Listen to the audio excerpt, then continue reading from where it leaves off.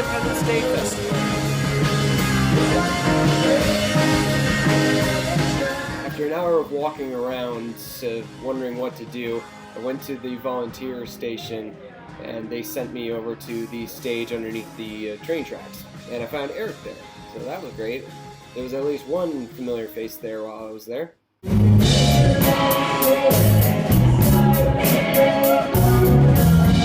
This festival was the first one that I've been to, and a couple things struck me about it.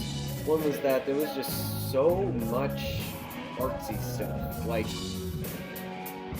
a festival like this really makes you think that Columbus is a really hip, trendy, artsy place.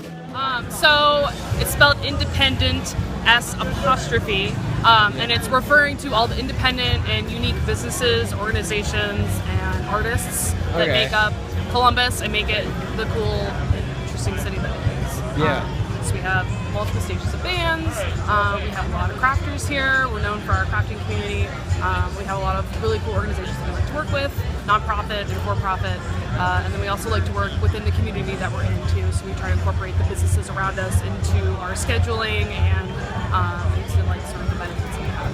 How many years has it been around now? I believe 8. 8? Yes, and originally it was on Gay Street downtown, and we just kept expanding. So we decided to move to Franklinton because when we started, Gay Street wasn't as big as it is now. Like, there weren't a lot of businesses there, a lot of people would go there at night, but now it's more of a sort of place to hang out. And Franklinton, we think, is going to be the next that.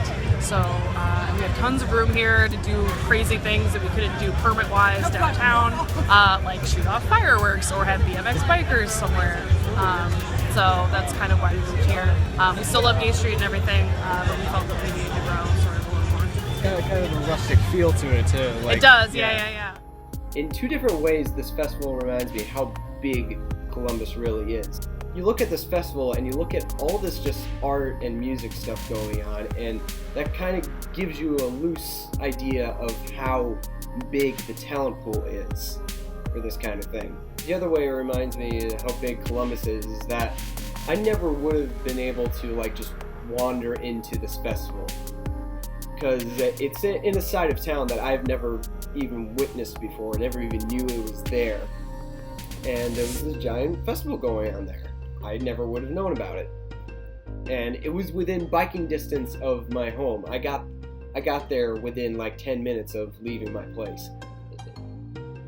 It just reminds you how big the world is, and you got this really interesting stuff just going on right next door.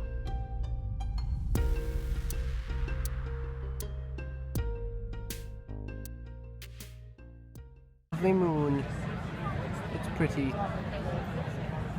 pretty staged too.